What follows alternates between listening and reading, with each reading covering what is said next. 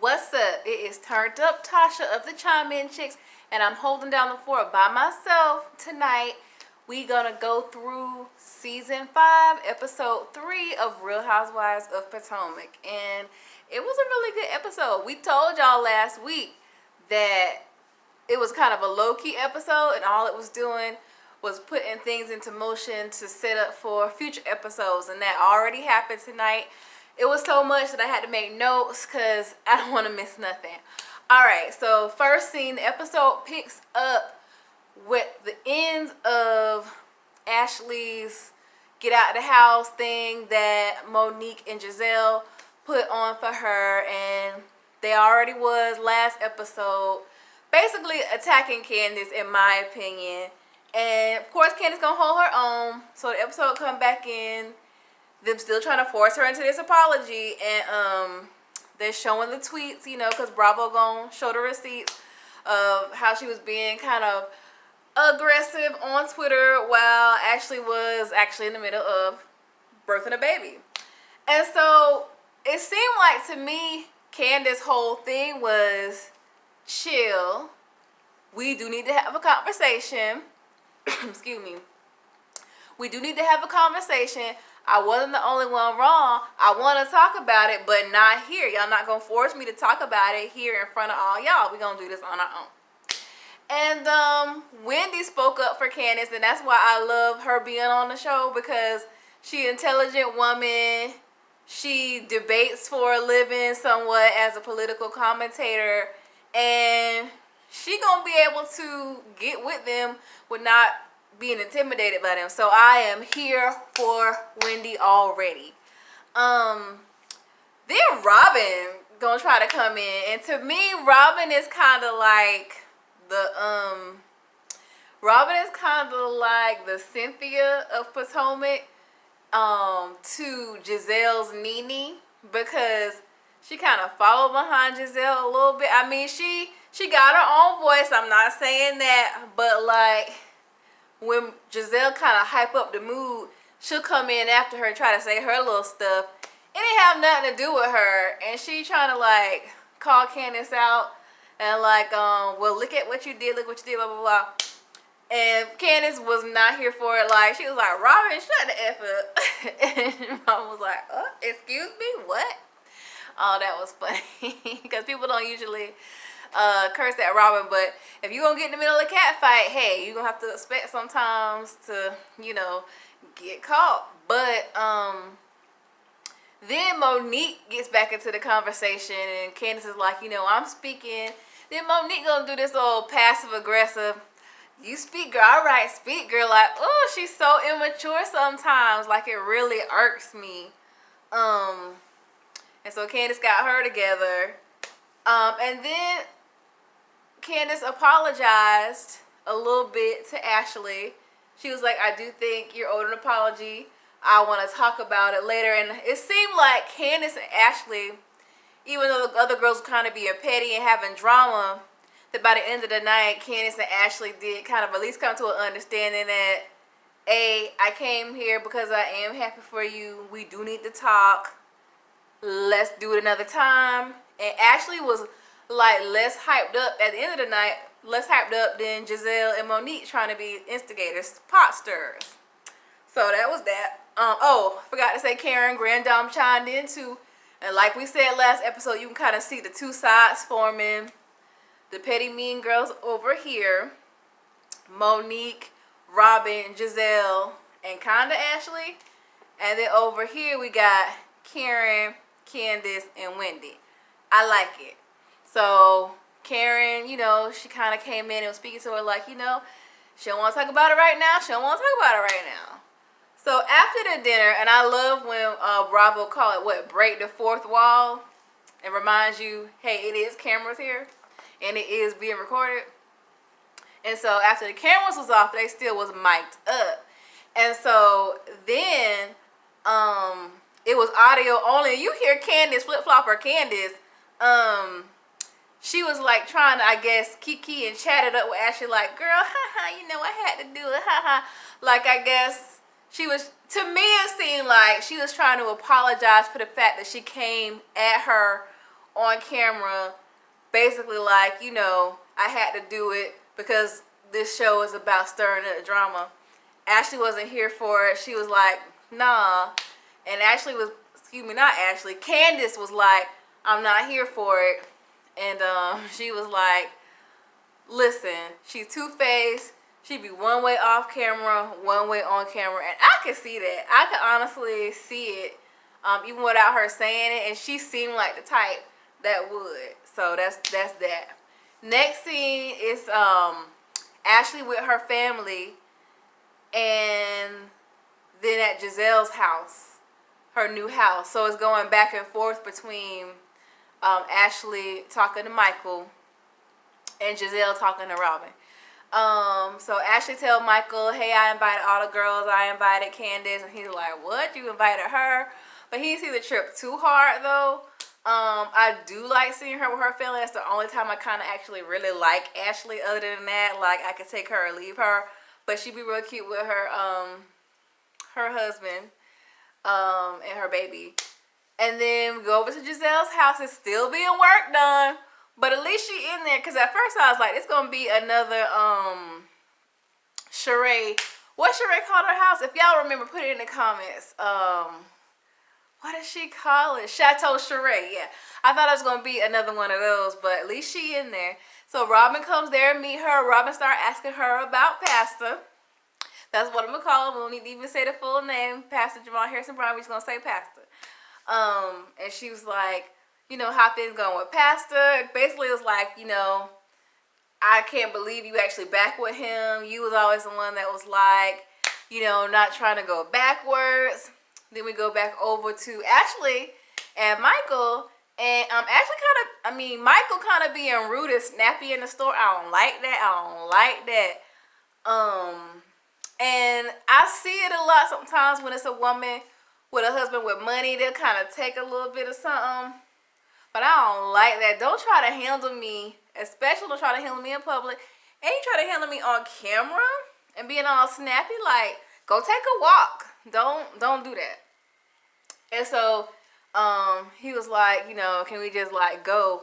And that's kind of, she kind of confessed then that, you know, I guess she passed her 6 weeks and technically now they can get back to getting back. And it hasn't been going too well. She's still, I guess, sensitive down there or whatever. And I think she's starting to get nervous for a few reasons. She might be getting nervous because, you know, Michael track record. I don't know which way he go for real. They ain't none of my business. But she seemed like she worried, like, if things don't get back popping, that he gonna start wandering. Because, yeah, she was like, I want to please my husband in that way, but, girl, you might have to get creative. But I hope they work that out because he needs to chill. And then we go back to Gizelle and Robin. Gizelle was saying that she see growth with Pastor. That ever since he moved to Atlanta, I guess he got a new position. Because he was in Baltimore. He had a church there. But I guess he became over another church in Atlanta. And she was like, ever since, you know, he went through what he had to get through to get this position, she's seeing growth. He seemed more mature. Hey, time will tell. I don't know. I just don't know about Pastor, but we gonna see. I'm kind of with the girls on this one with her girls because the girls is not with it. We gonna talk about that too. It was a whole scene about that. All right, so next scene we go to Wendy and her family. This is the new girl. This is the first scene we kind of get to see her. Not with the girls, but with her family and see her life. Cute house, cute husband. Yes. Turned up Tasha likes the chocolate. Her husband cute. Her kids cute. And so she tells a little bit more about her culture. They both from the Igbo tribe. Both Nigerian American. That's what's up. Nigerians are definitely winning. They're everywhere and they're amazing. So her mama come over trying to teach the kids the language. I love that and I love seeing that. And I only know about how African parents are from like some of my favorite comedians. Like the girl that plays Molly. And a lot of African comedians. And she reminded me just like, she was just like what they be portraying in their little comedy specials. And so it was funny to see like an actual African mother kind of, you know, like having that same type of accent, that same type of personality. That was funny. And one of the kids, he was getting real distracted. So she also then in that scene dropped her receipts, honey. She listed all those degrees down. She listed all of her jobs. And first of all, I love having a beautiful chocolate sister on there because Potomac is known for kind of like the biracial light bright cast. And Candace was really kind of the only one. Sharice was, but she's not like brown. She like in the middle. And Monique, that's a whole nother thing. I feel like when she first started off, I feel like she was brown. And it seemed like she be getting lighter and lighter. I see pictures of her on Facebook. I was like, is that a filter? Or like, are you a lot lighter than I thought? I don't know. Anyways, it's nice to see like a for real chocolate brown skin girl. Like Beyonce say, color on the show other than Candace. Doing her thing. You know, she got a beautiful family, beautiful career. She's smart as hell. She cute. Love that. Enough about that. So we go to, and this is kind of where everything starts happening. Oh wait, I'm skipping because I'm so ready to get to the end and actually sip and see. Let's back up. So the next scene was Gizelle and her kids and Pastor. She's driving. They're going to, I guess, the shipyard or marina, whatever it's called. And the kids is like not excited. She's like, well, when's the last time we you know, had dinner with everybody with Pastor for my birthday? And they was like, every year. And that was funny because they like just do not care. Like they gonna give her the truth, and they all be saying the same thing. Like they all be on one accord, on the same page when they come to checking their mama. So they get there. And I guess he rented a little boat, had a little setup for dinner. They start sailing. Now the oldest, I think her name was Grace. She seemed a little more not there for it than the rest of them. He like jokingly says, "Yeah, I came to your school and you like asked me to leave." And they was trying to get her to talk. She wasn't really trying to talk. He gave her a card to open because he had an announcement. She wasn't trying to open it. She handed us one of the other ones. Like, she just kind of shut down. And I think personally, because she's the oldest, she probably felt more effects of his infidelity to her mama than the other two. You know, because the oldest, they've been around longer. They've seen a little bit more of the issues of the parents. Even though she was still young, she still probably felt it a little bit more. That's the only thing I can assume. Let me know what y'all think about that. He bought them a restaurant. Well, I'm assuming it's his restaurant, but he made them equal partners. I love that so much. We talk about, you know, black wealth, generational wealth, setting your kids up just like other cultures, especially white culture, has done forever. And so that, you know, when they do become an adult, they're not starting from scratch. They're not starting from zero. Like, that you have provided to a point where they already have something to build upon. It's not like you giving them a whole everything, but they have a means to make more money. Like, you've invested, you gave them their startup, basically. And I love that they got a restaurant they're already going to be gaining revenue from before they even get out of high school. That's what I'm trying to do. For my kids or my nieces and nephews, my god kids, whatever. That was what's up. So that was cool. Then they go to the bathroom, and he's like, you know, so are you happy? And she's like, yeah. And he's like, I'm just doing my job. Making you happy is my job. And she's like, every day? And I feel like that was a shot at the days that he did not make her happy in the past. And he's like, well, I just be hearing, you know, that you're happier when you're with me. And she was like, so wait, you trying to say, you know, the only time I'm happy is when I'm with you, when I'm in a relationship? He's like, well, I'm not saying that. Everybody's saying it. And my thing was like, hold on now, Pastor. Don't get too cocky on me. Because you should be like, I am happy that you were back in my life. Not that everybody's saying, you so happy that I'm back in yours. Because this is all your fault. Okay? So you should be happy you got to take a chance. Anyways. So that scene ends. Then we get to the juice. Ooh, Why did I just do the Nelly juice? The pimp juice. Anyways, we get to Ashley and Michael sip and see. This is when everything kind of goes down. Everything comes to a head. This episode, and the set was cute. Lots of food. She had some pictures of herself. It was like a baby shower meets a wedding reception. Way more than sipping and seeing going on. But you know, sometimes people is extra. It's me I'm talking about. And so before everybody gets there, they have a conversation. She's like, well, so should we let people hold the baby? And he was like, yeah. And she's like, should we let him kiss the baby? He's like, well, I don't know how we would tell them no, they can't kiss the baby. And I was like, you could tell he a dude, you could tell he white, and you could tell that he has kids already, because he was very not concerned.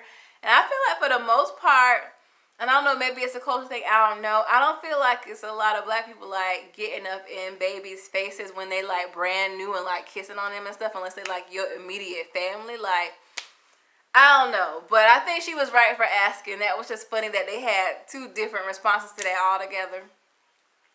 Anyways, so then people started arriving. Let's go over outfits. I like Monique and Candace the best, and I feel they pretty much are always the best dressed. Even though I like Monique, I like her style of dress, her fashion sense. So that's one plus I will give her. Anyways, what happened next? So they all get there, and as soon as they get settled in, of course, Monique is kind of bad-mouthing her. And it's so funny because she already telling on herself.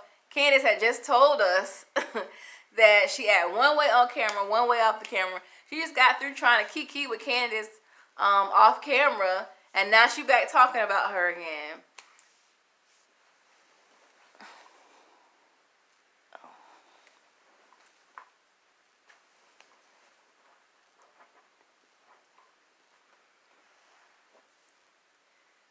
And now she back talking about her again.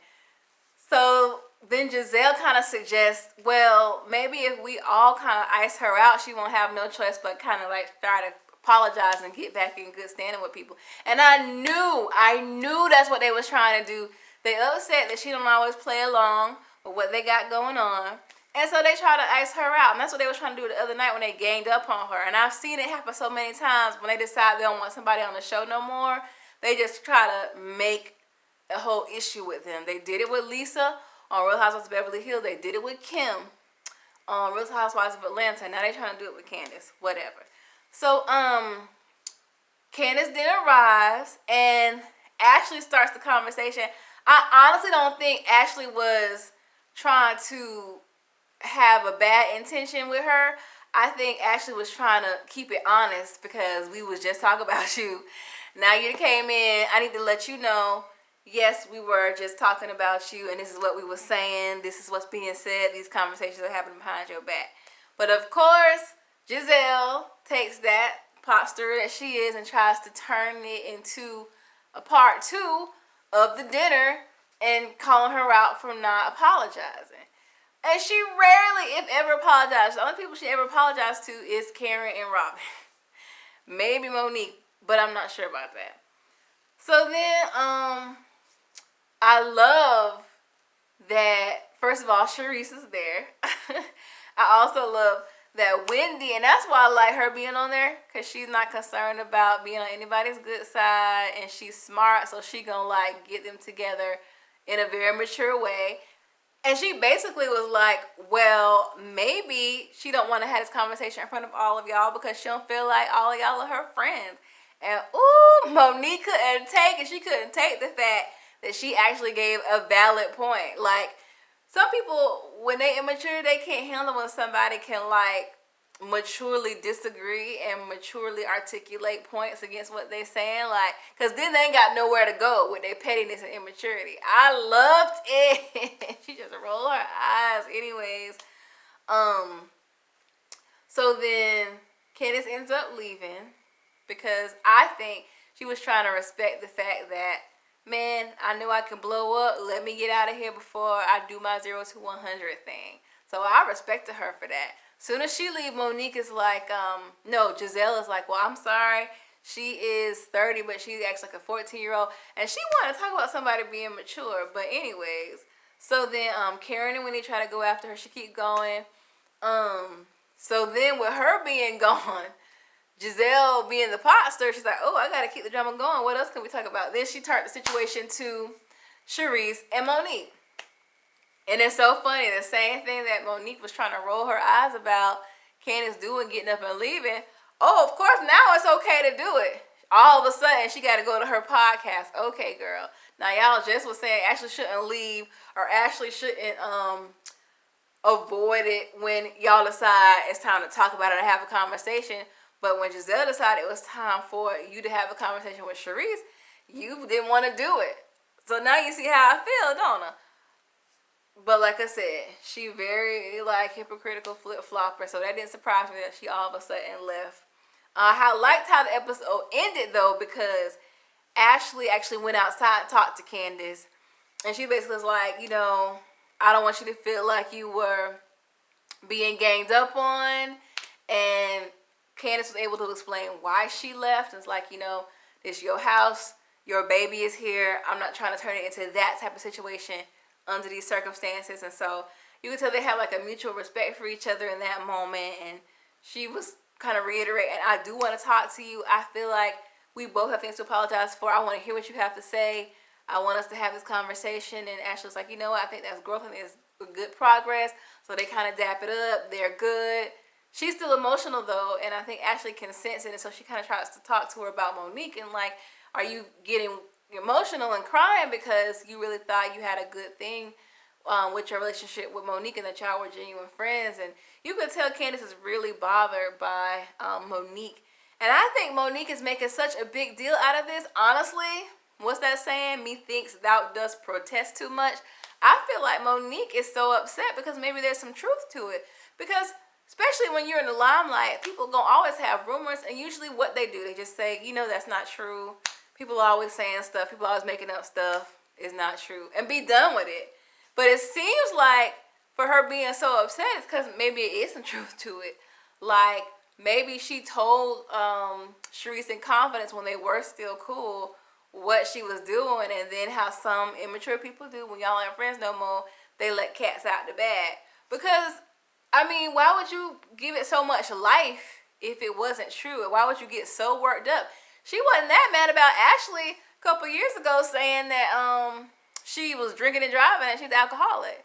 But you this upset with Candace just for inviting this girl? Plus, I feel like it's not on me to run around, hey, I want you to know I invited this person. I know you got issue with this person. I want you to know. If you have that many concerns, you need to come to the person planning the party and ask them. But I'm not finna hunt down all my guests and explain who invited and figure out the dynamics of y'all's relationship. That's not on me. I'm busy planning the party. So I feel like there's more to it. I hope that we find out what that whole thing is about. That was pretty much it for this episode. I'm interested to see where these things, the dynamics go. Thank you for tuning in to the Chime In Chicks, produced by Miss Devoted Tiff. Make sure you subscribe to this channel. She do a whole bunch of different content on here. Short films, dance stuff, vlogging. Chime In Chicks, we do pop culture and reviews, of course. So don't forget to subscribe, get notifications, hit the bell, and let us know what you think in the comments. All right, this is Turned Up Tasha of the Chime In Chicks signing out. One of my girls will be back with me next week. Peace.